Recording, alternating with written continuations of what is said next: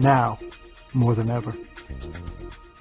In the story that follows, we present you with a great deal of what we have learned from our studies in medicine and in the behavioral sciences about how people work best with other people.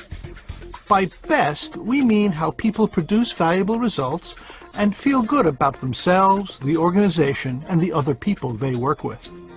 This allegory, the 1 Minute Manager, is a simple compilation of what many wise people have taught us and what we have learned ourselves. We recognize the importance of these sources of wisdom. We also recognize that the people who work with you as their manager will look to you as one of their sources of wisdom. We trust, therefore, that you will take the practical knowledge you gain from this book and use it in your daily management. For as the ancient sage Confucius advises each of us, the essence of knowledge is having it to use it. When this story was originally published in 1982, people and organizations read it to increase their productivity, profits, and prosperity. Over the last 2 decades, we've discovered people also use the 1 Minute Manager because they want to enjoy fair and honest treatment and have their work appreciated. At work, men and women who have used the 3 1-minute secrets say they are promoted more frequently, feel less stress, and enjoy their work more, like the characters in the story. At home, people who use the 3 secrets with their families tell us the results have been equally remarkable. Using 1-minute goals, 1-minute praisings, and 1-minute reprimands, their children begin to manage their own lives, and spouses catch each other doing things right more often. We have been touched by the countless number of people who have told us how useful the 1 Minute Manager has been to them. Now, more than ever, when people are asked to do more with less, we trust that you will use what you discover in the story to succeed at work, and that you, too, will take it home with you.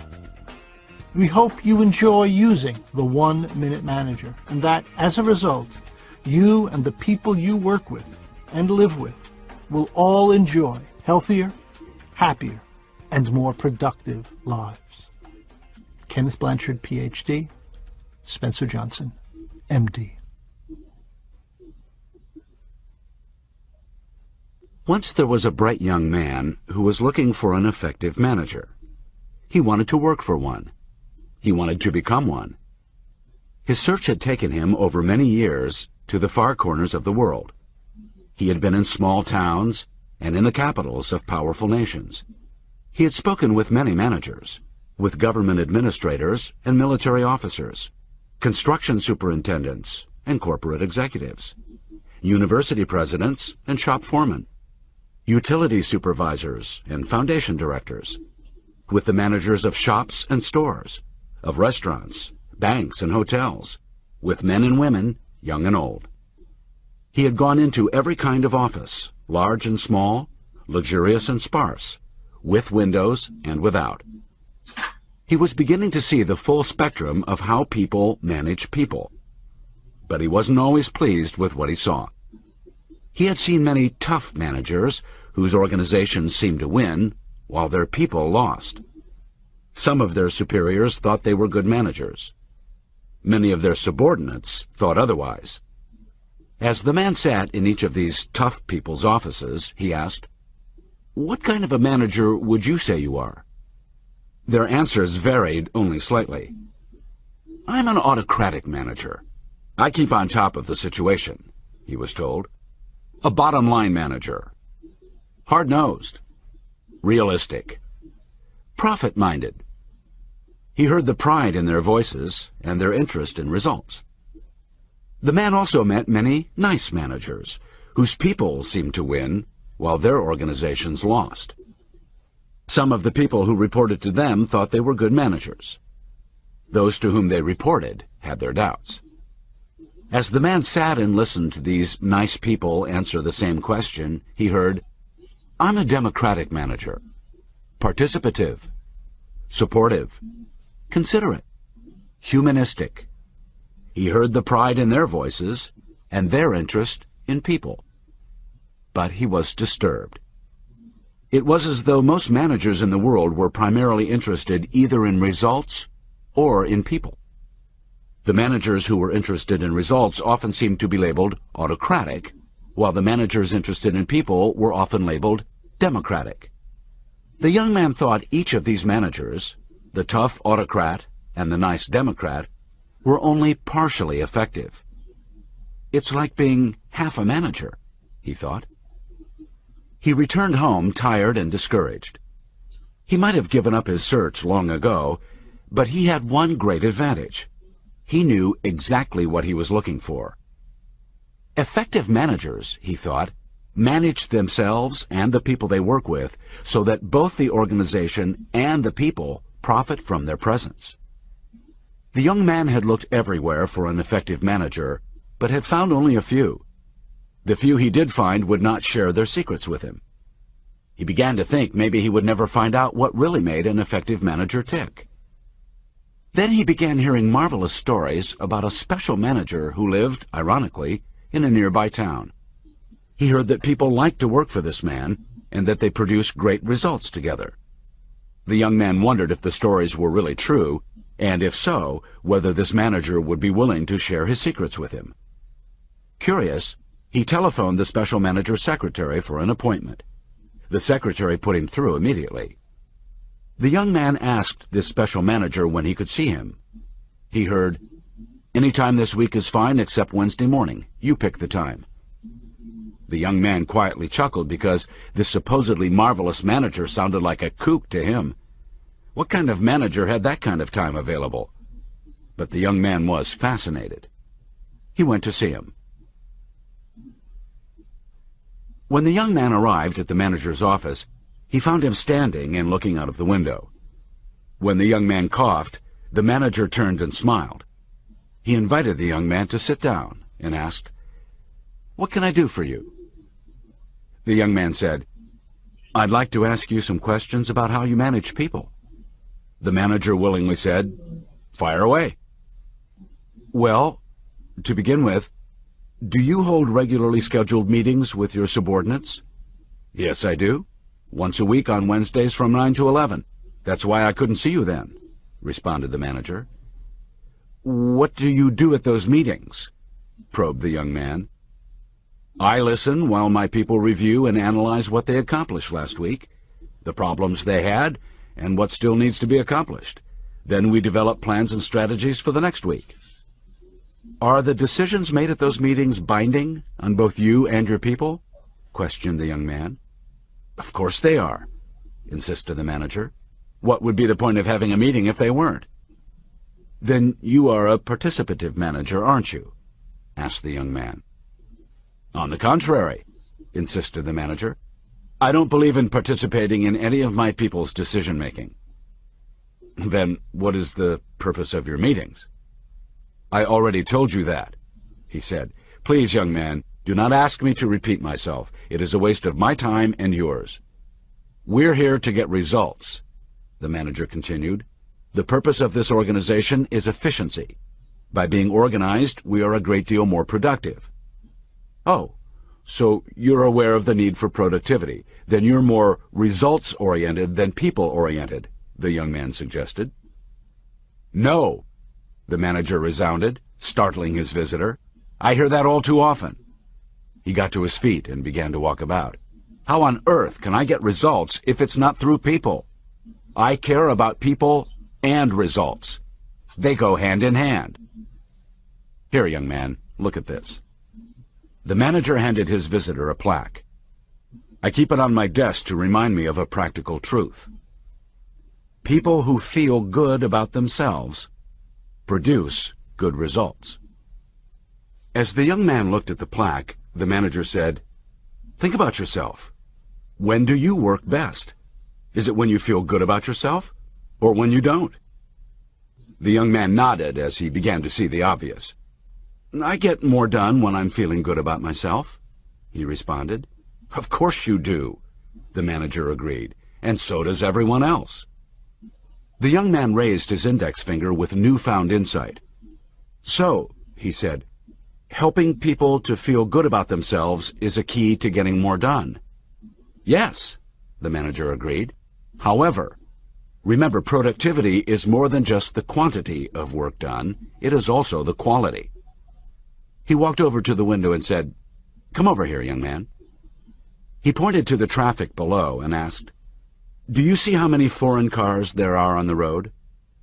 The young man looked out at the real world and said, "I see more of them every day, and I guess that's because they're more economical and they last longer?" The manager nodded reluctantly and said, "Exactly. So why do you think people are buying foreign cars? Because American manufacturers didn't make enough cars? Or," the manager said without interrupting, "because they did not make the quality car the American public really wanted?" "Now that I think of it," the young man answered, "it's a question of quality and quantity." "Of course," the manager added. "Quality is simply giving people the product or service they really want and need." The older man stood at the window, lost in his thoughts. He could remember, not so long ago, when his country provided the technology that helped to rebuild Europe and Asia. It still amazed him that America had fallen so far behind in productivity. The young man broke the manager's concentration. "I'm reminded of an ad I saw on television," the visitor volunteered. "It showed the name of the foreign car, and over it came the words, 'If you're going to take out a long-term car loan, don't buy a short-term car.'" The manager turned and said quietly, "I'm afraid that's a rather good summary. And that's the whole point. Productivity is both quantity and quality."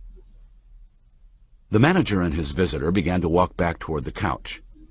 And frankly, the best way to achieve both of these results is through people. The young man's interest increased. As he sat down, he asked, "Well, you've already said that you're not a participative manager. Just how would you describe yourself?" "That's easy," he responded without hesitation. "I'm a one-minute manager." The young man's face showed surprise. He'd never heard of a one-minute manager. "You're a what?" The manager laughed and said, "I'm a one-minute manager. I call myself that because it takes very little time for me to get very big results from people." Although the young man had spoken with many managers, he had never heard one talk like this. It was hard to believe. A one-minute manager? Someone who gets good results without taking much time. Seeing the doubt on his face, the manager said, "You don't believe me, do you? You don't believe that I'm a one-minute manager?" "I must admit it's hard for me even to imagine," the young man responded. The manager laughed and said, "Listen, you'd better talk to my people if you really want to know what kind of manager I am." The manager leaned over and spoke into the office intercom. His secretary, Ms. Metcalf, came in moments later and handed the young man a sheet of paper.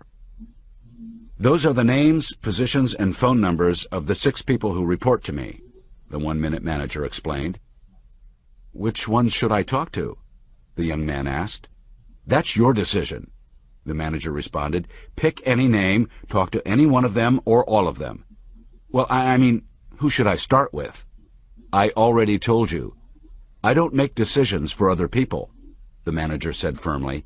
"Make that decision yourself." He stood up and walked his visitor toward the door. "You have asked me not once but twice to make a simple decision for you. Frankly, young man, I find that annoying. Do not ask me to repeat myself. Either pick a name and get started, or take your search for effective management elsewhere."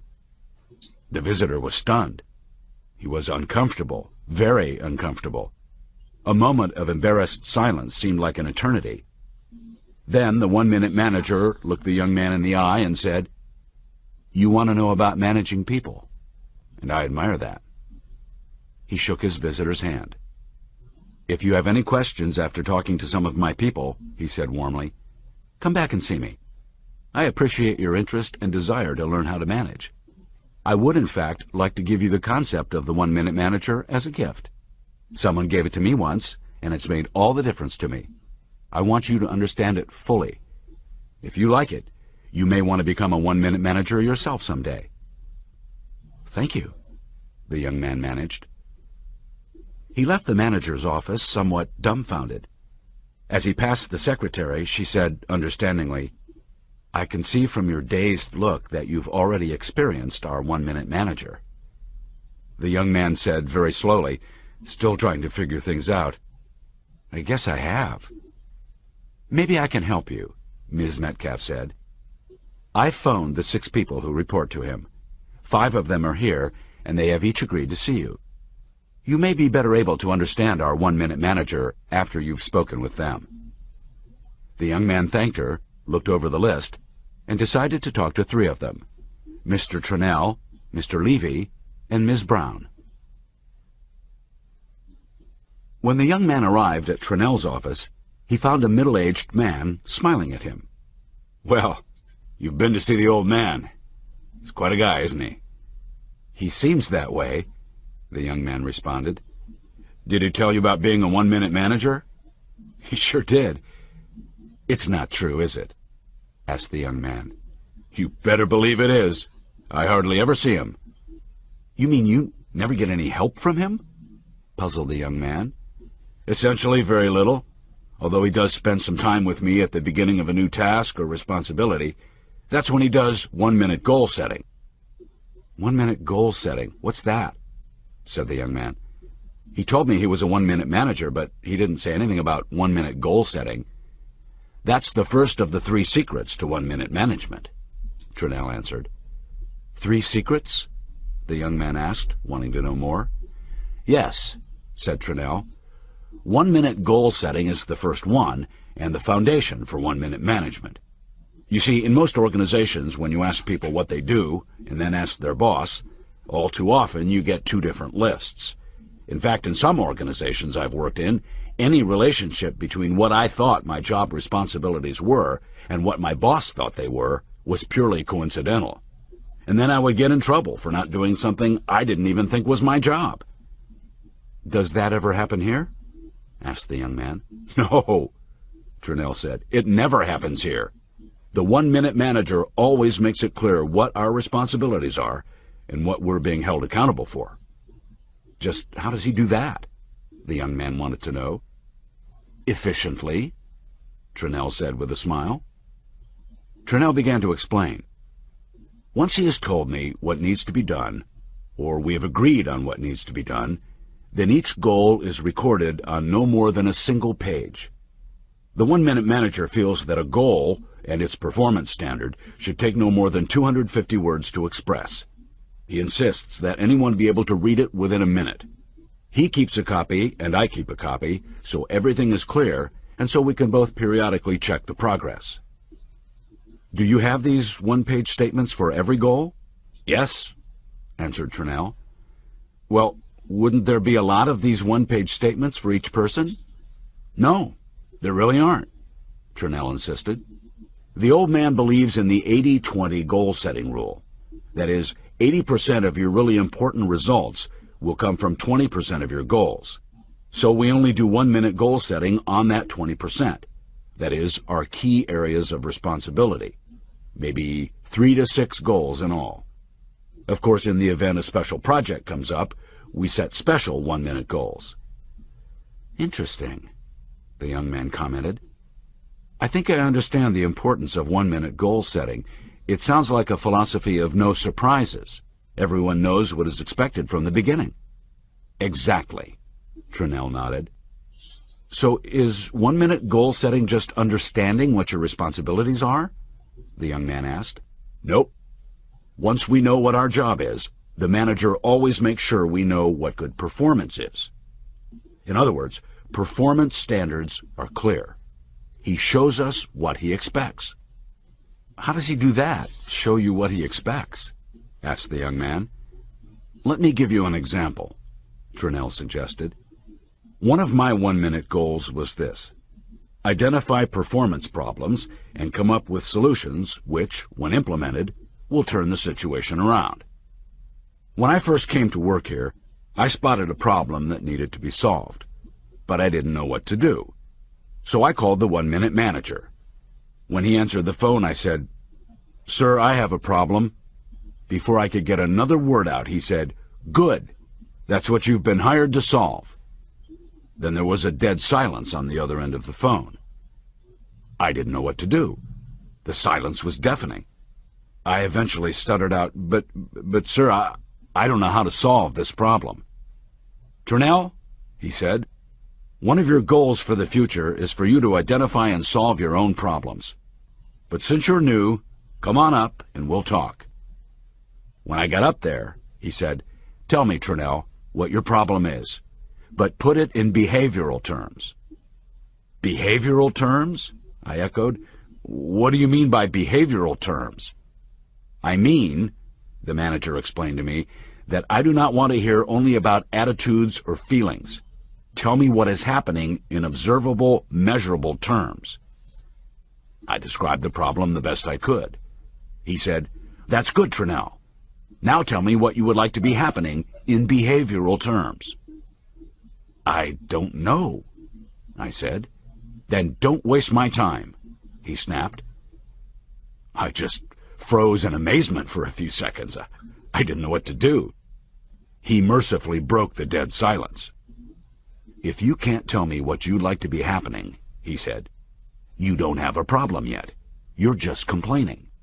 A problem only exists if there is a difference between what is actually happening and what you desire to be happening." Being a quick learner, I suddenly realized I knew what I wanted to be happening. After I told him, he asked me to talk about what may have caused the discrepancy between the actual and the desired. After that, the one-minute manager said, "Well, what are you going to do about it?" "Well, I could do A," I said. "If you did A, would what you want to happen actually happen?" he asked. "No," I said. "Then you have a lousy solution. What else could you do?" he asked. "I could do B," I said. "But if you do B, will what you want to happen really happen?" he countered again. "No," I realized. "Then that's also a bad solution," he said. "What else can you do?" I thought about it for a couple of minutes and said, "I could do C, but if I do C, what I want to happen won't happen. So that's a bad solution, isn't it?" "Right. You're starting to come around," the manager then said with a smile on his face. "Is there anything else you could do?" he asked. "Maybe I could combine some of these solutions," I said. "That sounds worth trying," he reacted. "In fact, if I do A this week, B next week, and C in 2 weeks, I'll have it solved." "That's fantastic." "Thanks so much. You solved my problem for me."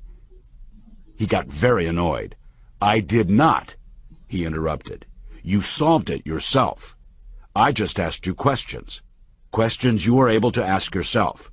Now get out of here and start solving your own problems on your time, not mine." I knew what he had done, of course. He'd shown me how to solve problems so that I could do it on my own in the future. Then he stood, looked me straight in the eye, and said, "You're good, Turnell. Remember that the next time you have a problem." I remember smiling as I left his office. Turnell leaned back in his chair and looked as if he were reliving his first encounter with the one-minute manager. "So," the young man began, reflecting on what he had just heard, "1-minute goal setting is simply, first, agree on your goals. Second, see what good behavior looks like. Third, write out each of your goals on a single sheet of paper using less than 250 words. Fourth, read and reread each goal, which requires only a minute or so each time you do it. Fifth, take a minute every once in a while out of your day to look at your performance. And sixth, see whether or not your behavior matches your goal." "That's it," Turnell exclaimed. "You're a fast learner." "Thank you," the young man said, feeling good about himself. "But just let me jot that down," he said. "I want to remember that." After the young man wrote briefly in the small blue notebook he carried with him, he leaned forward and asked, "If 1-minute goal setting is the first secret to becoming a 1-minute manager, what are the other two?" Turnell smiled, looked at his watch, and said, "Why don't you ask Levy that? You're scheduled to see him this morning, too, aren't you?" The young man was amazed. How did Turnell know that? "Yes," the young man said as he rose to shake Turnell's hand. "Thanks so much for your time, sir." "You're welcome," Turnell answered. "Time is one thing I have a lot more of now. As you can probably tell, I'm becoming a one-minute manager myself." As the young man left Turnell's office, he was struck by the simplicity of what he had heard. He thought, "It certainly makes sense. After all, how can you be an effective manager unless you and your people are sure of what they're being asked to do? And what an efficient way to do it." The young man walked the length of the building and took the elevator to the second floor. When he got to Mr. Levy's office, he was surprised to meet so young a man. Levy was probably in his late 20s or early 30s. "Well, you've been to see the old man. He's quite a guy, isn't he?" He was already getting used to the one-minute manager being called quite a guy. "I guess he is," responded the young man. "Did he tell you about being a one-minute manager?" asked Levy. "He sure did." "It's not true, is it?" asked the young man, wondering if he'd get a different answer from Turnell's. "You better believe it's true. I hardly ever see him." "You mean you never get any help from him?" pursued the young man. "Essentially very little, although he does spend a fair amount of time with me at the beginning of a new task or responsibility." "Yes, I know about one-minute goal setting," interrupted the young man. "Actually, I wasn't thinking so much about one-minute goal setting. I was referring to one-minute praisings." "One-minute praisings?" echoed the young man. "Are they the second secret to becoming a one-minute manager?" "Yes, they are," Levy revealed. "In fact, when I first started to work here, the one-minute manager made it very clear to me what he was going to do." "What was that?" the visitor asked. "He said that he knew that it would be a lot easier for me to do well if I got crystal clear feedback from him on how I was doing. He said he wanted me to succeed. He wanted me to be a big help to the organization and to enjoy my work. He told me that he would try, therefore, to let me know in no uncertain terms when I was doing well and when I was doing poorly. And then he cautioned me that it might not be very comfortable at first for either of us." "Why?" the visitor asked. "Because, as he pointed out to me then, most managers don't manage that way, and people aren't used to it. Then he assured me that such feedback would be a big help to me." "Can you give me an example of what you're talking about?" the young man requested. "Sure," Levy complied. "Shortly after I started to work, I noticed that after my manager had done one-minute goal setting with me, he would stay in close contact." "What do you mean by close contact?" asked the young man. "There were two ways that he did it," explained Levy. "First of all, he observed my activities very closely. He never seemed to be very far away. Secondly, he made me keep detailed records of my progress, which he insisted I send to him." "Well, that's interesting," said the young man. "Why does he do that?" "At first I thought he was spying and didn't trust me. That is, until I found out from some of the other people who report to him what he was really doing." "What was that?" the young man wanted to know. "He was trying to catch me doing something right," Levy said. "Catch you doing something right?" echoed the young man. "Yes," responded Levy. "We have a motto around here that says, 'Help people reach their full potential. Catch them doing something right.'" Levy continued, "In most organizations, the managers spend most of their time catching people doing what?" he asked the young man. The young man smiled and said knowingly, "Doing something wrong." "Right," said Levy. "Here we put the accent on the positive. We catch people doing something right." The young man made a few notes in his notebook and then asked, "What happens, Mr. Levy, when the one-minute manager catches you doing something right?" "That's when he gives you a one-minute praising," Levy said with some delight. "What does that mean?" the young man wanted to know.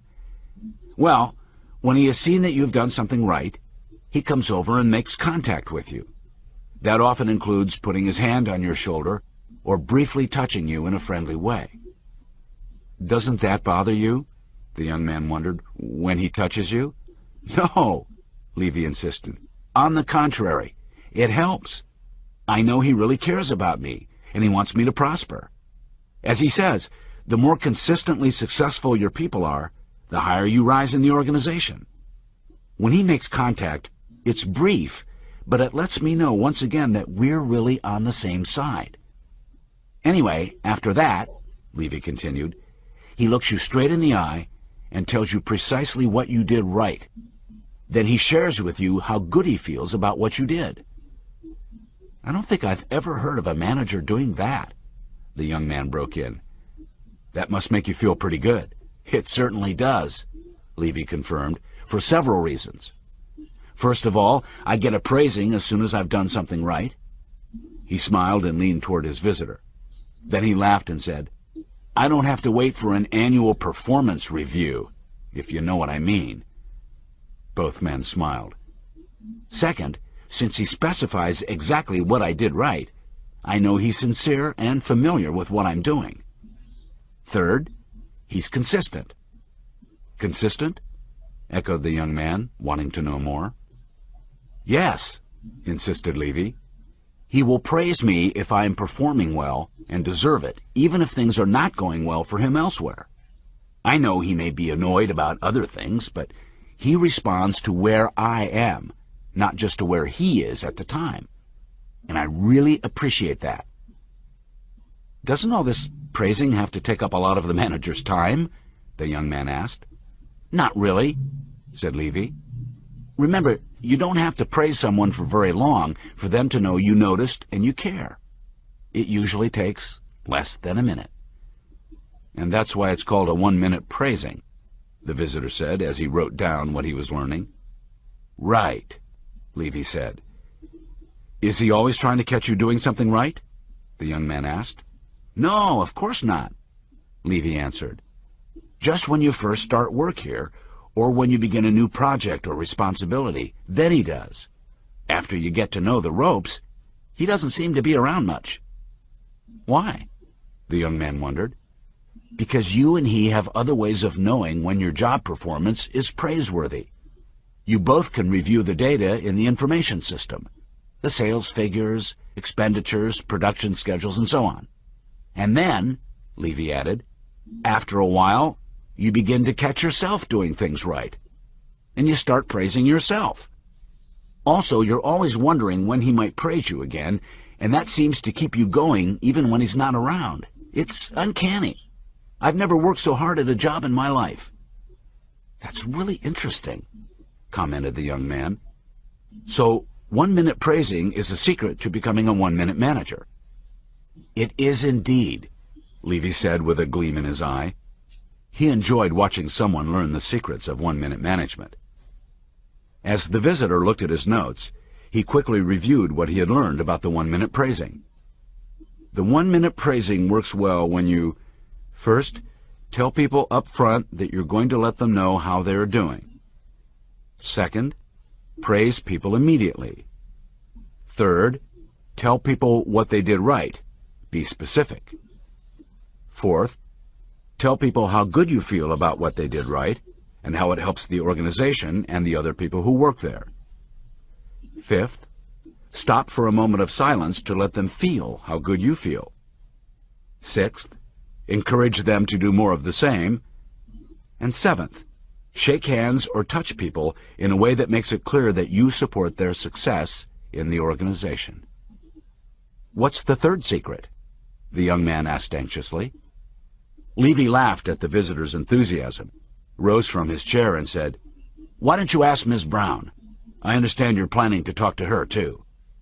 Yes, I am, admitted the young man. Well, thanks so much for your time. That's okay, insisted Levy.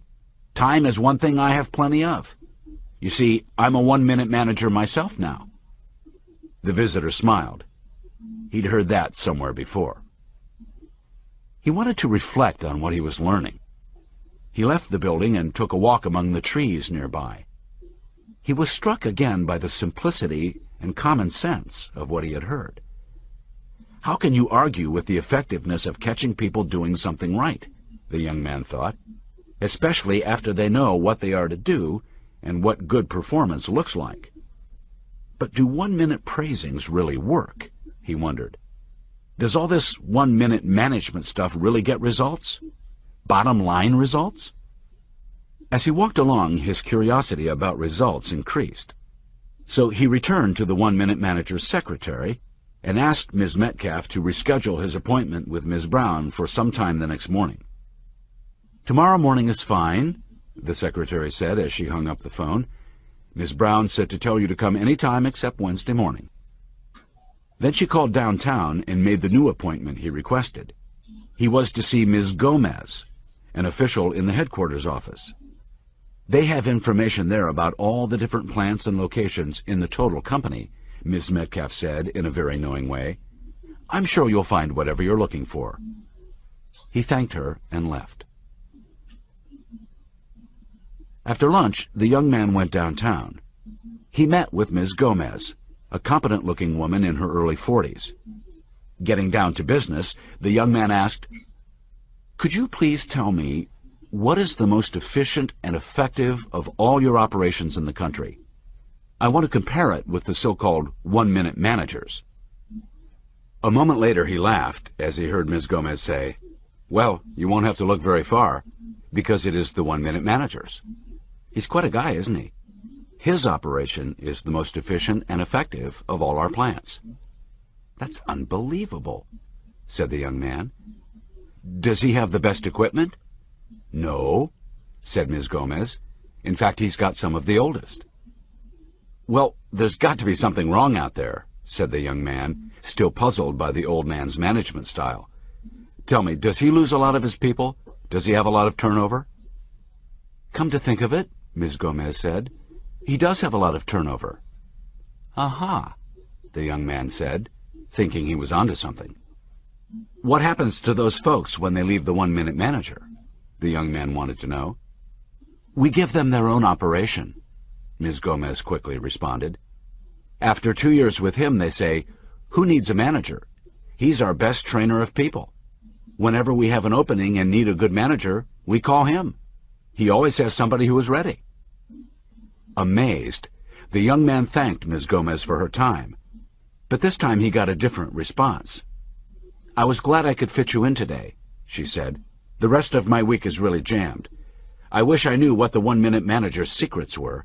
I've been meaning to go over there and see him, but I just haven't had time." Smiling, the young man said, "I'll give you those secrets as a gift when I find them out myself, just like he's giving them to me." "That would be a precious present," Ms. Gomez said with a smile. She looked around her cluttered office and said, "I could use whatever help I can get." The young man left Ms. Gomez's office and walked out into the street, shaking his head. The one-minute manager was absolutely fascinating to him. That night the young man had a very restless sleep. He found himself excited about the next day, about learning the third secret to becoming a one-minute manager. The next morning he arrived at Ms. Brown's office at the stroke of 9. A very smartly dressed woman in her late 50s greeted him.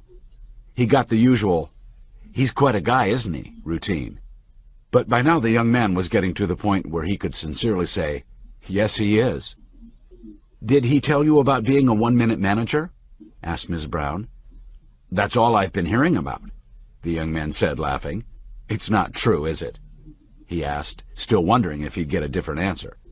"You better believe it is. I hardly ever see him." "You mean you don't have much contact with him?" pursued the young man. "Outside your regular weekly meeting?" "Essentially very little, except of course when I do something wrong," said Ms. Brown. Shocked, the young man said, "You mean the only time you see the one-minute manager is when you do something wrong?" "Yes. Well, not quite," said Ms. Brown, "but almost." "But I thought a key motto around here was catching people doing things right." "It is," insisted Brown, "but you have to know some things about me." "What?" asked the young man. "I've been working here for quite a few years. I know this operation inside and out.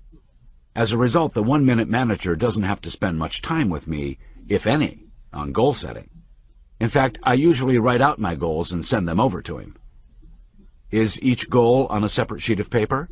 asked the young man. "You bet.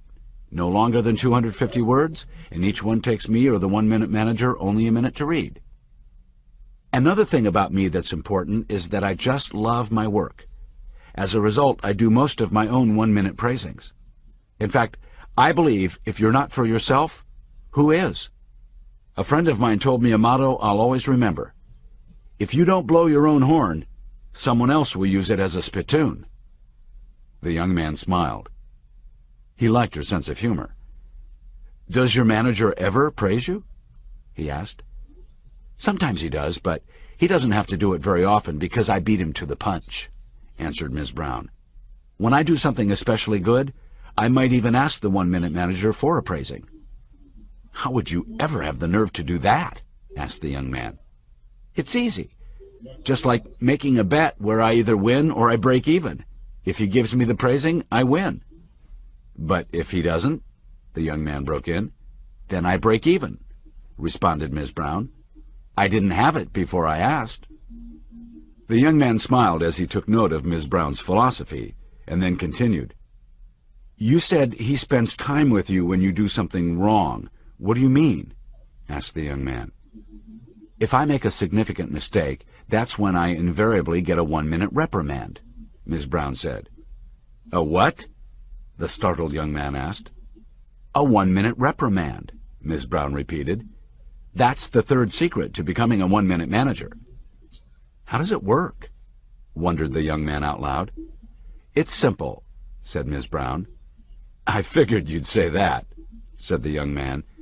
Ms. Brown joined his laugh and explained, if you have been doing a job for some time, and you know how to do it well, and you make a mistake, the one-minute manager is quick to respond. What does he do? Asked the young man. As soon as he has learned about the mistake, he comes to see me. First, he confirms the facts. Then he might put his hand on my shoulder, or maybe just come around to my side of the desk. Doesn't that bother you? Asked the young man. Sure it does, because you know what's coming, especially since he doesn't have a smile on his face. He looks me straight in the eye, she continued, and tells me precisely what I did wrong. Then he shares with me how he feels about it. He's angry, annoyed, frustrated, or whatever he's feeling. How long does that take? Asked the young man. Only about 30 seconds, but sometimes it seems forever to me, confided Ms. Brown. The visitor couldn't help but remember the feelings he had when the one-minute manager told him, in no uncertain terms, how annoyed he was with his indecision. And then what happens? The young man asked as he moved to the edge of his chair. He lets what he said sink in with a few seconds of silence. Boy, does it sink in. Then what? The young man asked. He looks me squarely in the eye and lets me know how competent he thinks I usually am. He makes sure I understand that the only reason he is angry with me is that he has so much respect for me. He says he knows this is so unlike me. He says how much he looks forward to seeing me some other time, as long as I understand that he does not welcome that same mistake again. The young man broke in. It must make you think twice. It certainly does. Ms. Brown nodded vigorously. The young man knew what Ms. Brown was talking about. He was taking notes now as fast as he could. He sensed that it wasn't going to take this woman long to cover several important points. First of all, Ms. Brown said, he usually gives me the reprimand as soon as I've done something wrong. Second, since he specifies exactly what I did wrong, I know he is on top of things and that I'm not going to get away with sloppiness. Third, since he doesn't attack me as a person, only my behavior, it's easier for me not to become defensive. I don't try to rationalize away my mistake by fixing blame on him or somebody else. I know he's being fair. And fourth, he's consistent. Does that mean he'll reprimand you for doing something wrong, even if things are going well for him elsewhere? Yes, she answered. Does the whole process really take only a minute? The young man asked. Usually, she said. And when it's over, it's over. A one-minute reprimand doesn't last long, but I can guarantee you, you don't forget it, and you usually don't make the same mistake twice. I think I know what you're talking about, the young man said. I'm afraid I asked him. I hope, she interrupted, you didn't ask him to repeat himself. The young man was embarrassed. I did, he confessed. Then you know what it's like to be on the receiving end of a 1-minute reprimand, she said. Although I expect as a visitor, you got a rather mild one. I don't know if you'd call it mild, he said, but I don't think I'll ask him to repeat himself very often. That was a mistake. I wonder, the visitor said out loud, if the 1-minute manager ever makes a mistake. He seems almost too perfect. Ms. Brown began to laugh. Hardly, she said, but he does have a good sense of humor. So when he does make a mistake, like forgetting to do the last half of the 1-minute reprimand, we point it out to him and kid him about it. After we've had time to recover from the reprimand, that is. We might, for example, phone him later and tell him we know we were wrong. Then we might laugh and ask for the praising half of the reprimand because we're not feeling too good. And what does he do then? The young man asked. He usually laughs and says he's sorry he forgot to remind me that I'm an okay person. You can laugh about praisings and reprimands? The young man asked. Sure, Ms. Brown said. You see, the 1-minute manager has taught us the value of being able to laugh at ourselves when we make a mistake. It helps us get on with our work. That's terrific, the young man enthused. How did you learn to do that? Simply, Ms. Brown answered, by watching the boss do it himself. You mean your boss can laugh at himself when he makes a mistake? The astonished young man asked. Well, not always, Ms. Brown admitted. He's like most of us. Sometimes it's tough, but often he can. And when he does laugh at himself, it has a positive effect on everyone around him. He must be pretty secure, the young man suggested. He is, Ms. Brown answered. The young man was impressed. He was beginning to see how valuable such a manager was to an organization. Why do you think the 1-minute manager's reprimands are so effective? He asked.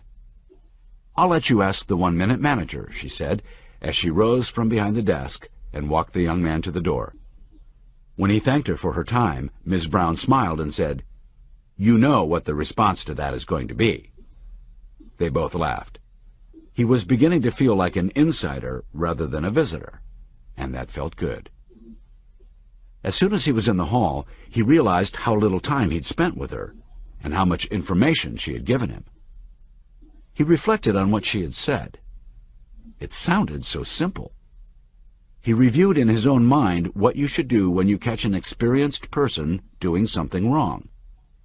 The 1-minute reprimand works well when you, first, tell people beforehand that you're going to let them know how they are doing and in no uncertain terms. The first half of the reprimand.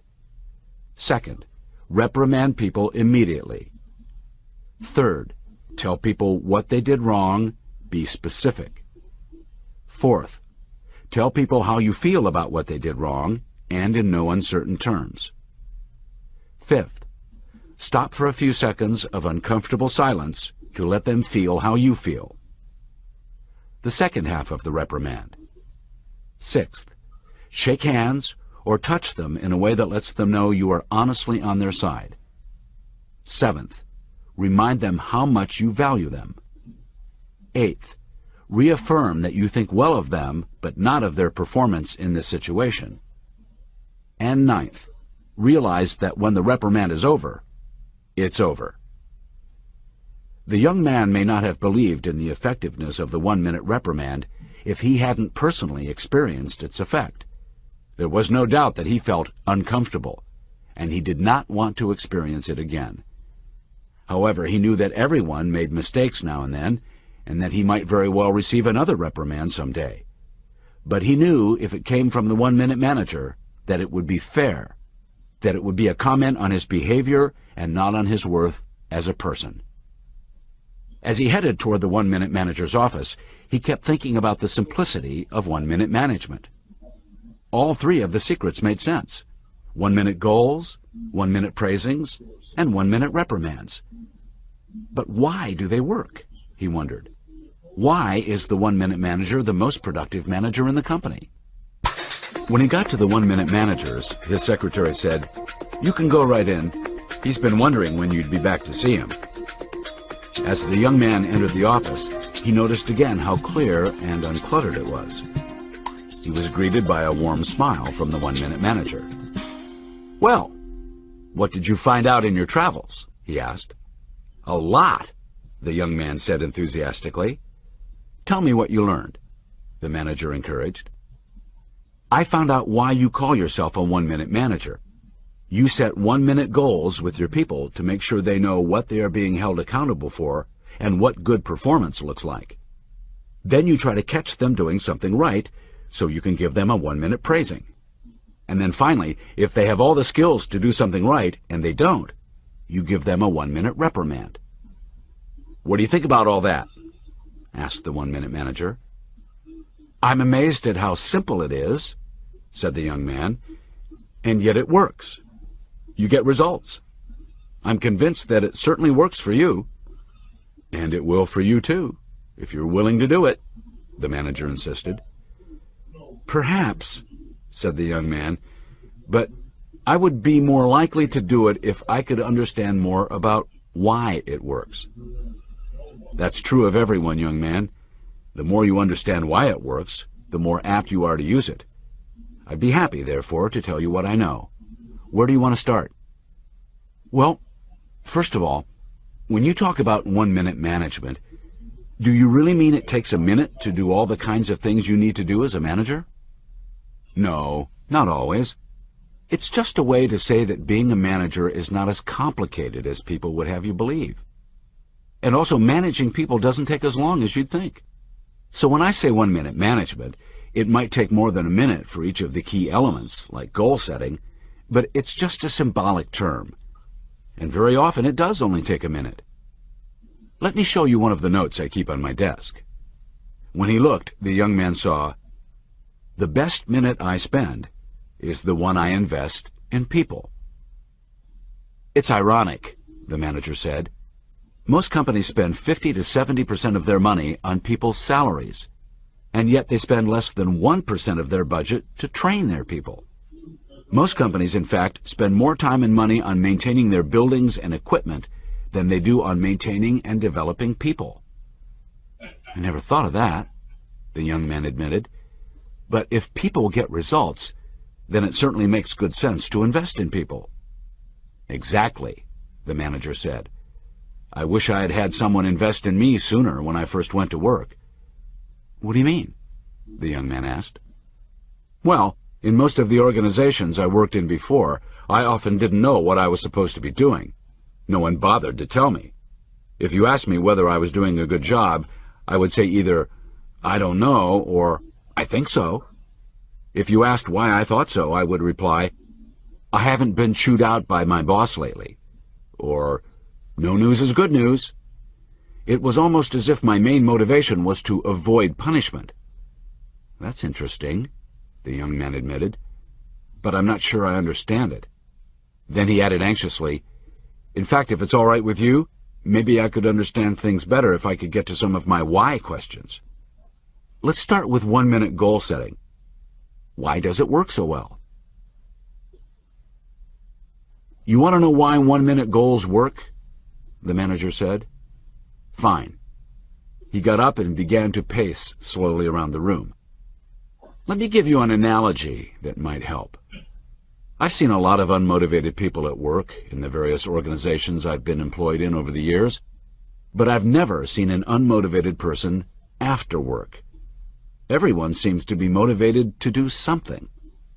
One night, for example, I was bowling, and I saw some of the problem employees at work from my last organization.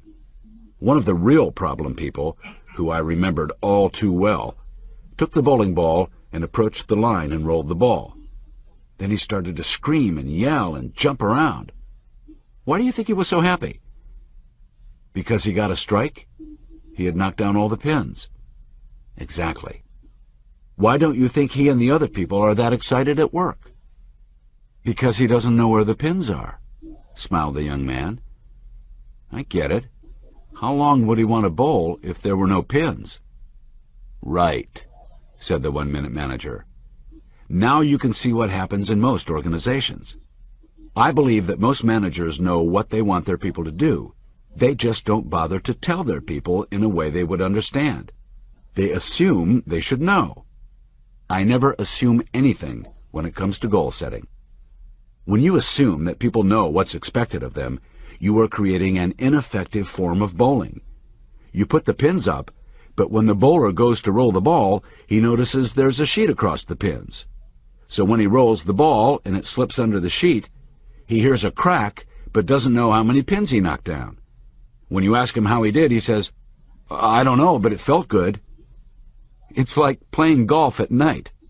A lot of my friends have given up golf, and when I asked them why, they said, because the courses are too crowded. When I suggested that they play at night, they laughed, because who would ever play golf without being able to see the pins? It's the same with watching football. How many people in this country would sit in front of their TVs on a Sunday afternoon or a Monday night and watch two teams run up and down the field if there were no goals to shoot at or any way to score? Yeah, why is that? Asked the young man. It's all because clearly the number one motivator of people is feedback on results. In fact, we have another saying here that's worth noting. Feedback is the breakfast of champions. Feedback keeps us going. Unfortunately, however, when most managers realize that feedback on results is the number one motivator of people, they usually set up a third form of bowling.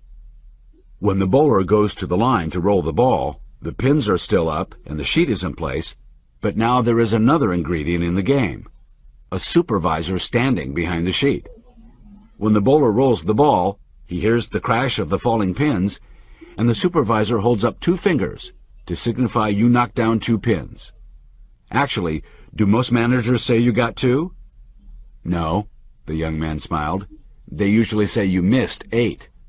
Right on, said the one-minute manager. The question I always used to ask was, why doesn't the manager lift the sheet up so both he and his subordinate can see the pins? Why? Because he has the great American tradition, performance review, coming up. Because he has performance review coming up? Wondered the young man. Right. I used to call that NIHYSOB, which stands for Now I Have You, you SOB. Such managers don't tell their people what they expect of them. They just leave them alone and then zap them when they don't perform at the desired level. Why do you suppose they would do that? The young man inquired, being very familiar with the truth in the manager's comments. So they can look good, said the manager. What do you mean, so they can look good? Asked the young man. How do you think you would be viewed by your boss if you rated everyone that reported to you at the highest level on your performance review scale? As a soft touch, as someone who could not discriminate between good performance and poor performance.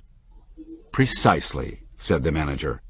In order to look good as a manager in most organizations, you have to catch some of your people doing things wrong. You have to have a few winners, a few losers, and everyone else somewhere in the middle. You see, in this country, we have a normal distribution curve mentality. I remember one time when visiting my son's school, I observed a 5th grade teacher giving a state capitals test to her class.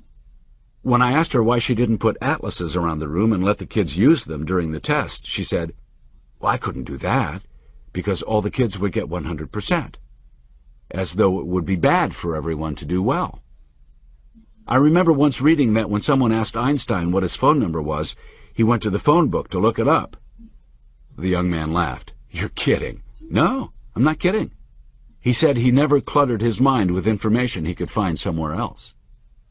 Now, if you didn't know better, the manager continued, what would you think of someone who went to the phone book to look up his own number? Would you think he was a winner or a loser? The young man grinned and said, "A real loser." "Sure," the manager responded. "I would too. But we'd be wrong, wouldn't we?" The young man nodded his agreement. "It's easy for any of us to make this mistake," the manager said. Then he showed his visitor the plaque he had made for himself. "Look at this. Everyone is a potential winner. Some people are disguised as losers." Don't let their appearances fool you. You see, the manager said, you really have three choices as a manager. First, you can hire winners. They're hard to find and they cost money. Or second, if you can't find a winner, you can hire someone with the potential to be a winner. Then you systematically train that person to become a winner. If you're not willing to do either of the first two, and I am continually amazed at the number of managers who won't spend the money to hire a winner or take the time to train someone to become a winner, then there is only the third choice left: prayer. That stopped the young man cold. He put down his notebook and pen and said, "Prayer?" The manager laughed quietly. "That's just my attempt at humor, young man. But when you think about it, there are many managers who are saying their prayers daily. I hope this person works out." "Oh," the young man said seriously. "Well, let's take the first choice. If you hire a winner, it's really easy to be a one-minute manager, isn't it?" "It sure is," the manager said with a smile. He was amazed at how serious the young man was now, as though being more serious made a person a better manager. "All you have to do with a winner is do 1-minute goal setting and let him run with the ball." "I understand from Ms. Brown sometimes you don't even have to do that with her," said the young man. "She's absolutely right," said the manager. "She's forgotten more than most people know around here. But with everyone, winner or potential winner, 1-minute goal setting is a basic tool for productive behavior." "Is it true that no matter who initiates the 1-minute goal setting?" the young man asked. "Each goal always has to be written down on a single sheet of paper?" "Absolutely," insisted the 1-minute manager. "Why is that so important?" "So people can review their goals frequently and then check their performance against those goals." "I understand you have them write down only their major goals and responsibilities and not every aspect of their job," the young man said. "Yes, that's because I don't want this to be a paper mill. I don't want a lot of pieces of paper filed away somewhere and looked at only once a year when it's time for next year's goal setting or performance review or some such thing. As you probably saw, everyone who works for me has a plaque near them that looks like this." He showed his visitor a copy of the plaque. "Take a minute. Look at your goals. Look at your performance. See if your behavior matches your goals." The young man was amazed. He'd missed this in his brief visit. "I never saw this," he said. "It's terrific. Could I get one of these plaques?" "Sure," the manager said. "I'll arrange it." As he was writing down some of what he was learning, the aspiring manager said, without lifting up his head, "You know, it's difficult to learn everything there is to learn about 1-minute management in such a short time. There's certainly more I'd like to learn about 1-minute goals, for instance, but maybe I could do that later." "Could we move to 1-minute praisings now?" asked the young man, as he looked up from his notebook. "Sure," said the 1-minute manager. "You're probably wondering why that works, too." "I certainly am," the visitor responded. "Let's look at a few examples," the 1-minute manager said. "Maybe then it will be clear to you why 1-minute praisings work so well." "I'd like that," said the young man. "I'll start with a pigeon example and then move on to people," said the manager. "Just remember, young man, people are not pigeons. People are more complicated. They are aware, they think for themselves, and they certainly don't want to be manipulated by another person. Remember that and respect that. It's a key to good management." With that in mind, let's look at several simple examples which show us that we all seek what feels good to us and we avoid what feels bad to us. Suppose you have an untrained pigeon that you want to enter a box in the lower left-hand corner and run across the box to the upper right-hand corner and push a lever with his right foot. Suppose that not too far from the entry point we have a pellet machine. That is, a machine that can release pellets of food to reward and reinforce the pigeon. What do you think is going to happen if we put the pigeon in the box and wait until the pigeon runs over to the upper right-hand corner and pushes the lever with his right foot before we give him any food?" asked the 1-minute manager. "He would starve to death," responded the young man. "You're right. We're going to lose a lot of pigeons. The pigeon is going to starve to death because he doesn't have any idea what he is supposed to do. Now, it's actually not too hard to train a pigeon to do this task. All you have to do is to draw a line not too far from where the pigeon enters the box. If the pigeon enters the box and crosses the line, bang, the pellet machine goes off and the pigeon gets fed. Pretty soon you have the pigeon running to that spot. But you don't want the pigeon there. Where do you want the pigeon? In the upper right-hand corner of the box, said the young man. Right, the 1 Minute Manager confirmed. Therefore, after a while, you stop rewarding the pigeon for running to that spot and draw another line, which isn't too far from the last line, but is in the direction of the goal, the upper right-hand corner of the box. Now the pigeon starts running around his old spot and doesn't get fed. Pretty soon, though, the pigeon makes it across the new line, and bang, the machine goes off again and the pigeon gets fed. Then you draw another line. Again, this line has to be in the direction of the goal, but not too far away that the pigeon can't make it again. We keep setting these lines closer and closer to the upper right-hand corner of the box until we won't feed the pigeon unless he hits the lever, and then finally only when he hits the lever with his right foot. Why do you set up all these little goals? Wondered the young man. By setting up these series of lines, we're establishing goals that the pigeon can achieve. So the key to training someone to do a new task is, in the beginning, to catch them doing something approximately right until they can eventually learn to do it exactly right. We use this concept all the time with kids and animals, but we somehow forget it when we're dealing with big people, adults. For example, at some of these sea aquariums you see around the country, they usually end the show by having a huge whale jump over a rope which is high above the water.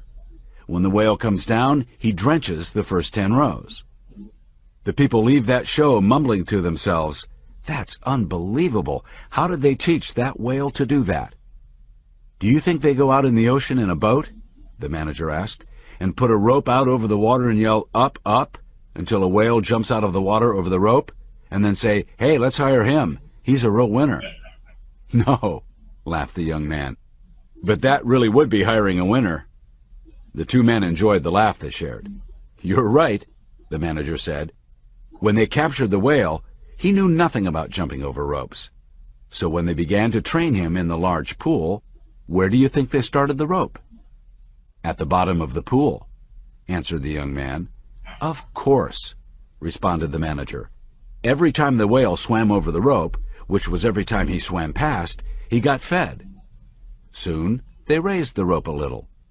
If the whale swam under the rope, he didn't get fed during training. Whenever he swam over the rope, he got fed. So after a while, the whale started swimming over the rope all of the time. Then they started raising the rope a little higher. "Why do they raise the rope?" asked the young man. "First," the manager began, "because they were clear on the goal, to have the whale jump high out of the water and over the rope. And second," the 1 Minute Manager pointed out, "it's not a very exciting show for a trainer to say, 'Folks, the whale did it again.' Everybody may be looking in the water, but they can't see anything. Over a period of time, they keep on raising the rope until they finally get it to the surface of the water.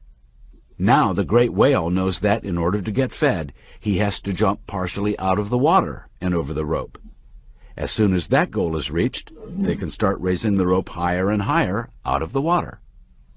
"So that's how they do it," the young man said. "Well, I can understand now how using that method works with animals, but isn't it a bit much to use it with people?" "No, it's very natural, in fact," the manager said. "We all do essentially the same thing with the children we care for. How do you think you teach them to walk? Can you imagine standing a child up and saying, 'Walk,' and when he falls down, you pick him up and spank him and say, 'I told you to walk'? No, you stand the child up, and the first day he wobbles a little bit, and you get all excited and say, 'He stood, he stood,' and you hug and kiss the child. The next day he stands for a moment and maybe wobbles a step, and you're all over him with kisses and hugs. Finally, the child, realizing that this is a pretty good deal, starts to wobble his legs more and more until he eventually walks. The same thing goes for teaching a child to speak. Suppose you wanted a child to say, 'Give me a glass of water, please.' If you waited until the child said the whole sentence before you gave her any water, the child would die of thirst. So you start off by saying, water, water. All of a sudden, one day the child says, water. You jump all over the place. Hug and kiss the child. Get grandmother on the phone so the child can say, water, water. That wasn't water, but it was close. Now, you don't want a kid going into a restaurant at the age of 21 asking for a glass of water. So after a while, you only accept the word water, and then you begin on please.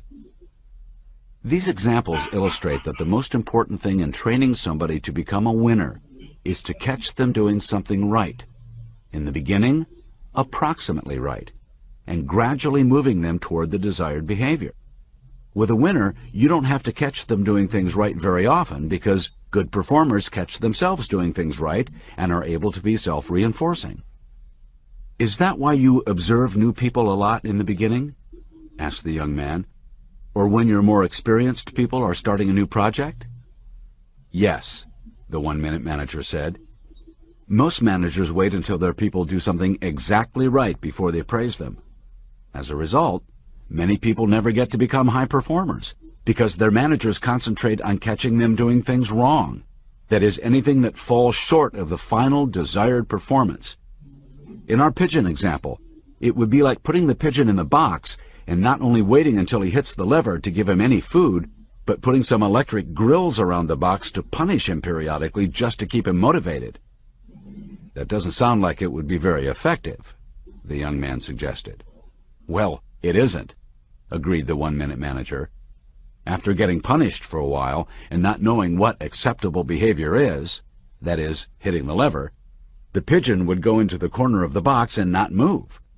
To the pigeon, it's a hostile environment and not worth taking any risks in.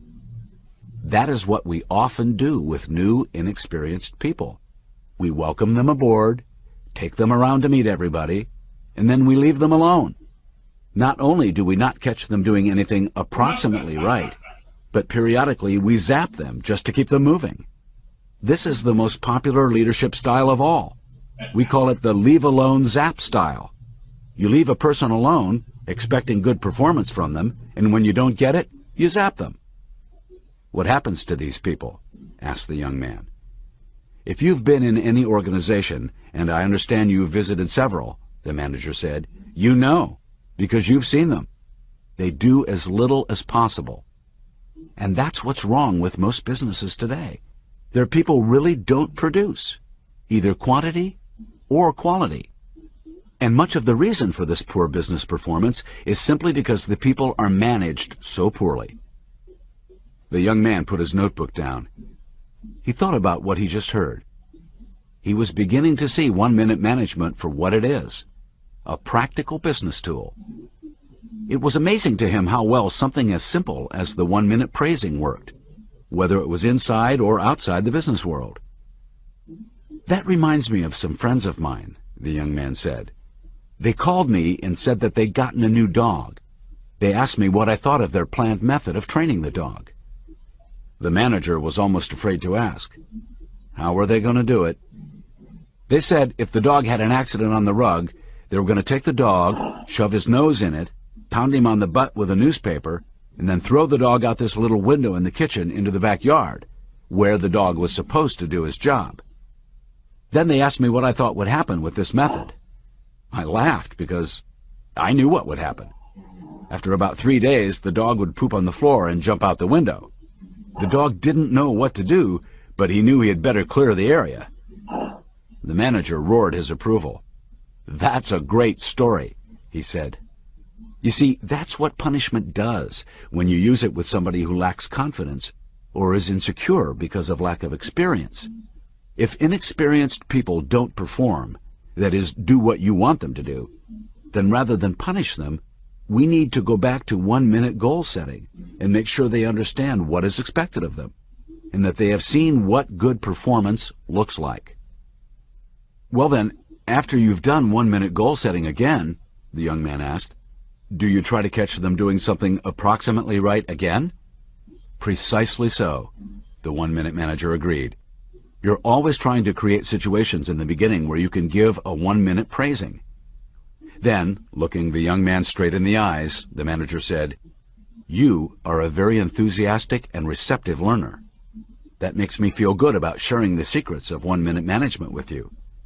They both smiled. They knew a 1-minute praising when they heard one. "I sure enjoy a praising more than a reprimand," the young man laughed. "I think I understand now why 1-minute goals and 1-minute praisings work. They really do make good sense to me." "Good," said the 1-minute manager. "But I can't imagine why the 1-minute reprimand works." The young man wondered out loud. "Let me tell you a few things about it," said the 1-minute manager. There are several reasons why the 1-minute reprimand works so well. To begin with, the manager explained, the feedback in the 1-minute reprimand is immediate. That is, you got to the individual as soon as you observe the misbehavior or your data information system tips you off. It's not appropriate to gunny-sack or save up negative feelings about someone's poor performance.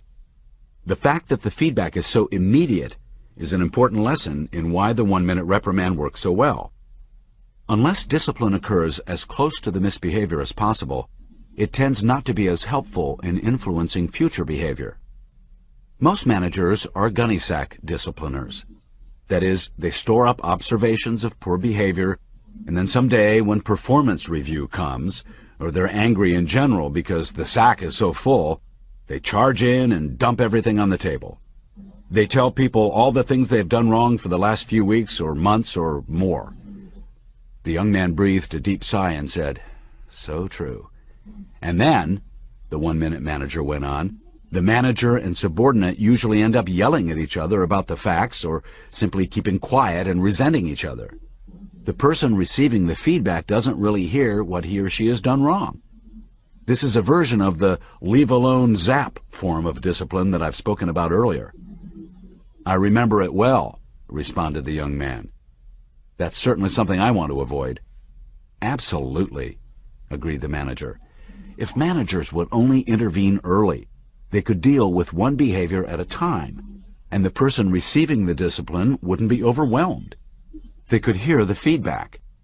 That's why I think performance review is an ongoing process, not something you do only once a year." So, one reason that the 1-minute reprimand works is that the person receiving the reprimand can hear the feedback, because when the manager deals with one behavior at a time, it seems more fair and clear, the young man summarized. "Yes," the manager said. "And secondly, when I give a 1-minute reprimand, I never attack a person's worth or value as a person. Since their okayness as a person is not up for grabs, they don't feel they have to defend themselves. I reprimand the behavior only. Thus, my feedback and their own reaction to it is about the specific behavior and not their feelings about themselves as human beings." So often, when disciplining people, managers persecute the individual.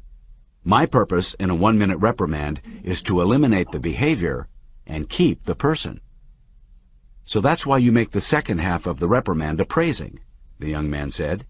"Their behavior is not okay, they are okay." "Yes," agreed the 1-minute manager. "Why wouldn't you give the praising first and then the reprimand?" suggested the young man. "For some reason, it just doesn't work," insisted the manager. "Some people, now that I think of it, say that I am nice and tough as a manager. But to be more accurate, I'm really tough and nice." "Tough and nice," echoed the young man. "Yes," insisted the 1-minute manager. "This is an old philosophy that has worked well for literally thousands of years. There is in fact a story in ancient China that illustrates this. Once upon a time, an emperor appointed a second in command. He called this prime minister in and, in effect, said to him, "Why don't we divide up the tasks? Why don't you do all the punishing, and I'll do all the rewarding?" The prime minister said, "Fine, I'll do all the punishing and you do all the rewarding." "I think I'm going to like this story," the young man said. You will, the 1-minute manager replied with a knowing smile. Now this emperor, the manager continued, soon noticed that whenever he asked somebody to do something, they might do it or they might not do it. However, when the Prime Minister spoke, people moved. So the Emperor called the Prime Minister back in and said, "Why don't we divide the tasks again? You've been doing all the punishing here for quite a while. Now let me do the punishing and you do the rewarding." So the Prime Minister and the Emperor switched roles again. And within a month, the Prime Minister was Emperor. The Emperor had been a nice person, rewarding and being kind to everyone. Then he started to punish people.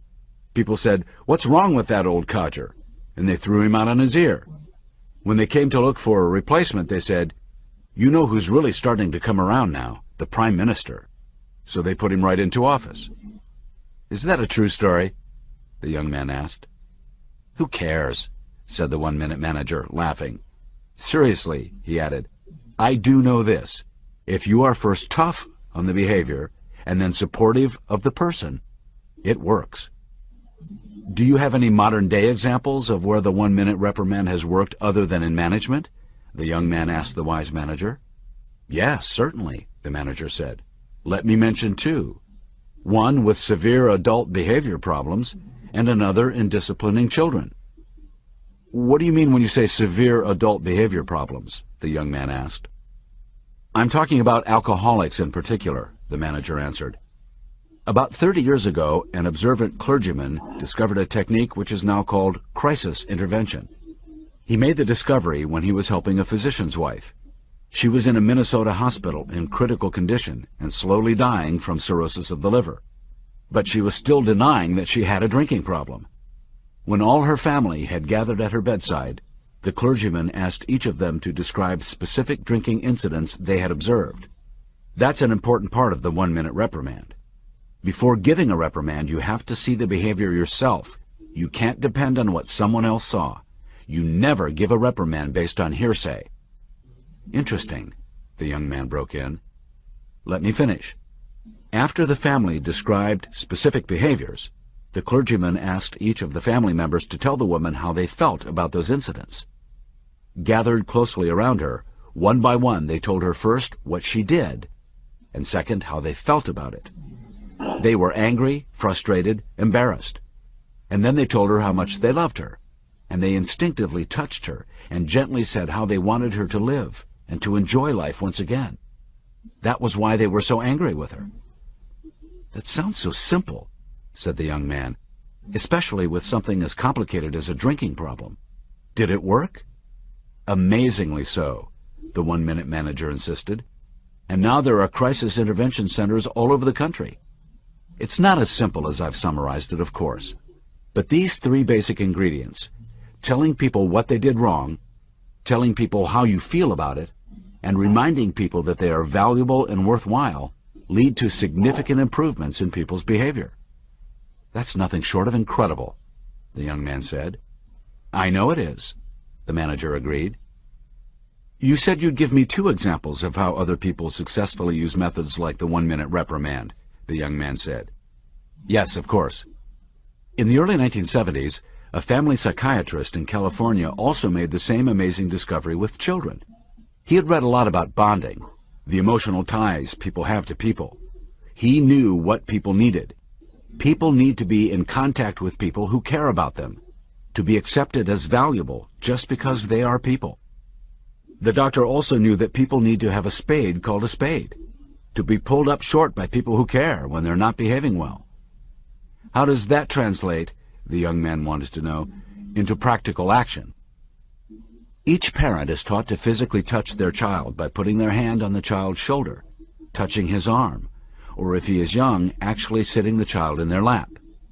Then the parent tells the child exactly what he did wrong and how their parent feels about it, and in no uncertain terms. You can see that this is very like what the family members did for the sick woman.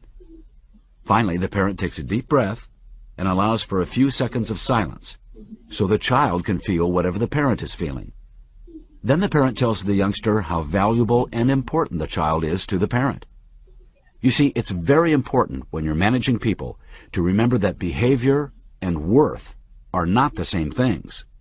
What is really worthwhile is the person managing their own behavior.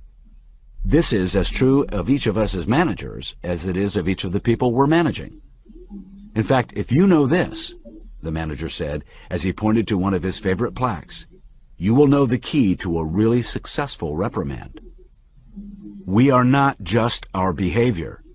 We are the person managing our behavior. If you realize that you're managing people and not just their recent behavior, the manager concluded, you'll do well. It sounds like there's a lot of caring and respect behind such a reprimand, the young man said. I'm glad you noticed that, young man. You'll be successful with the 1 minute reprimand when you really care about the welfare of the person you're reprimanding. That reminds me, the young man injected, Mr. Levy told me that you pat him on the shoulder, or shake hands, or some other way make contact with him during a praising. And now I notice that the parents are encouraged to touch their children during the scolding. Is touching an important part of the 1 minute praisings and reprimands? Yes and no, the manager answered with a smile. Yes, if you know the person well and are clearly interested in helping the person to succeed in his or her work. And no, if you or the other person has any doubts about that. Touch is a very powerful message, the manager pointed out. People have strong feelings about being touched, and that needs to be respected. Would you, for instance, like someone whose motives you weren't sure of to touch you during a praising or a reprimand? No, the young man answered clearly. I really wouldn't. You see what I mean, the manager explained. Touch is very honest. People know immediately when you touch them whether you care about them or whether you're just trying to find a new way to manipulate them. There's a very simple rule about touching, the manager continued. When you touch, don't take. Touch the people you manage only when you're giving them something. Reassurance, support, encouragement, whatever. So you should refrain from touching someone, the young man said, until you know them and they know you're interested in their success, that you're clearly on their side. I can see that. But, the young man said hesitantly, while the 1 minute praisings and the 1 minute reprimands look simple enough, aren't they really just powerful ways for you to get people to do what you want them to do? And isn't that manipulative? You're right about 1 minute management being a powerful way to get people to do what you want them to do, the manager confirmed. However, manipulation is getting people to do something they are either not aware of or don't agree to. That's why it's so important to let each person know up front what you're doing and why. It's like anything else in life, the manager explained. There are things that work and things that don't work. Being honest with people eventually works. On the other hand, as you've probably learned in your own life, being dishonest eventually leads to a failing with people. It's just that simple. I can see now, the young man said, where the power of your management style comes from. You care about people. Yes, the manager said simply. I guess I do. The young man remembered how gruff he thought this special manager was when he first met him. It was as though the manager could read his mind. Sometimes, the 1 minute manager said, you have to care enough to be tough. And I am. I'm very tough on the poor performance, but only on the performance. I'm never tough on the person. The young man liked the 1 minute manager. He knew now why people liked to work with him. Maybe you'd find this interesting, sir, the younger man said as he pointed to his notebook.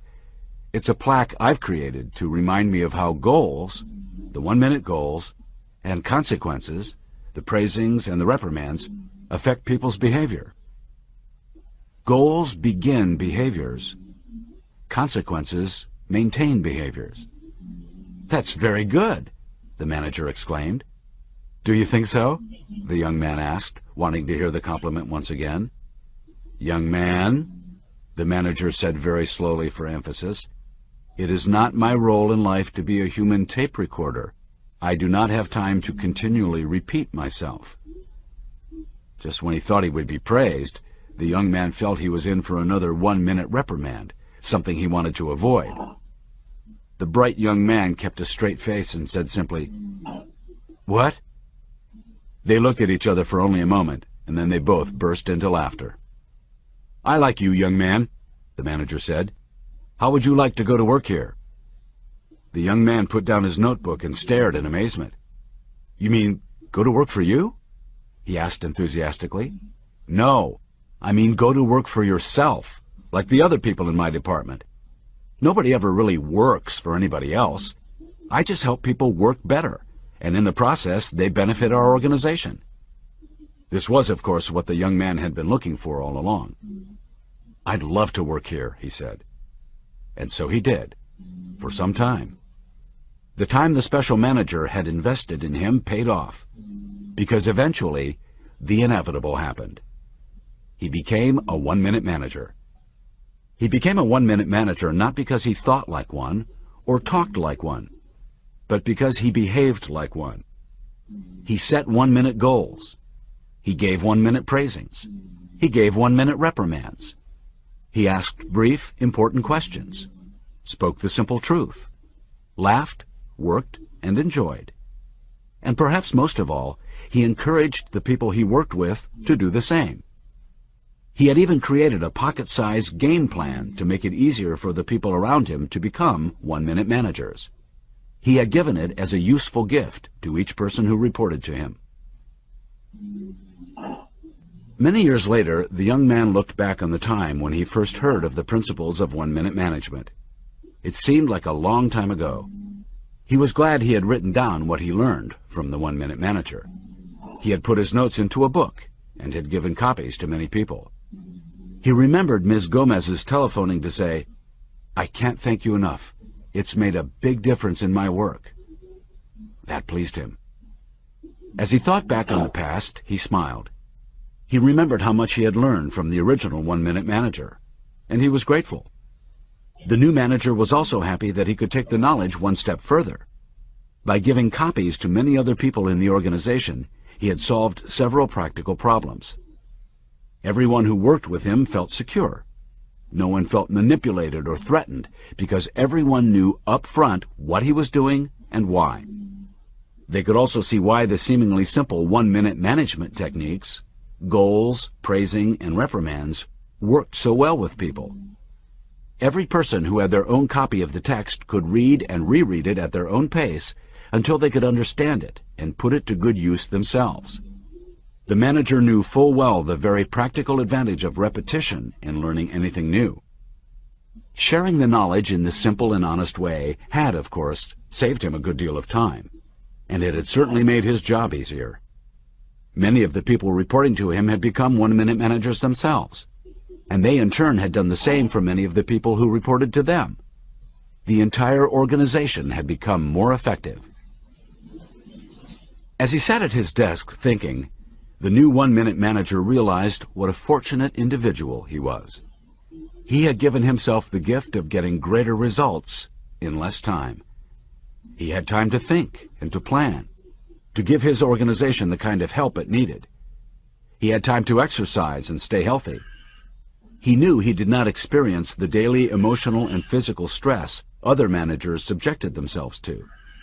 And he knew that many of the other people who worked with him enjoyed the same benefits. His department had fewer costly personnel turnovers, less personal illness, and less absenteeism. The benefits were significant. As he looked back, he was glad he had not waited to use one-minute management until he thought he could do it just right. After his staff had read about this management system, he had asked each person who reported to him if they would like to be managed by a one-minute manager. He was amused to learn that there was something that people really wanted even more than learning how to become a one-minute manager themselves, and that was to have one for a boss. Once he knew this, it was a lot easier for him to clearly tell his staff that he wasn't sure that he could do it just exactly the way he was supposed to. "I'm not accustomed to telling people how good they are or how I feel about things," he had said, "and I'm not sure I can remember to calm down after I've given someone a reprimand and reminded them of how good they are as a person." The typical answer from his associates had caused him to smile. "Well, you could at least give it a try." By simply asking if his staff wanted to be managed by a one-minute manager, and by admitting that he might not always be able to do it right, he had accomplished something very important. The people he worked with felt that he was honestly on their side from the very beginning, and that made all the difference. Then the new one-minute manager got up from his desk and began to walk about his uncluttered office. He was deep in thought. He felt good about himself, as a person and as a manager. His caring about people had paid off handsomely. He had risen in the organization, gaining more responsibilities and more rewards. And he knew he had become an effective manager because both his organization and the people in it had clearly benefited from his presence. Suddenly the intercom buzzed and startled the man. "Excuse me, sir, for interrupting you," he heard his secretary say, "but there is a young woman on the phone. She wants to know if she can come and talk to you about the way we manage people here." The new one-minute manager was pleased. He knew more women were entering the business world, and he was glad that some of them were as keen to learn about good management as he had been. The manager's department was now running smoothly. As you might expect, it was one of the best operations of its kind in the world. His people were productive and happy, and he was happy too. It felt good to be in his position. "Come any time," he heard himself telling the caller. And soon he found himself talking to a bright young person. "I'm glad to share my management secrets with you," the new one-minute manager said, as she showed the visitor to his couch. "I will only make one request of you." "What is that?" the visitor began. "Simply," the manager began, "that you share it with others."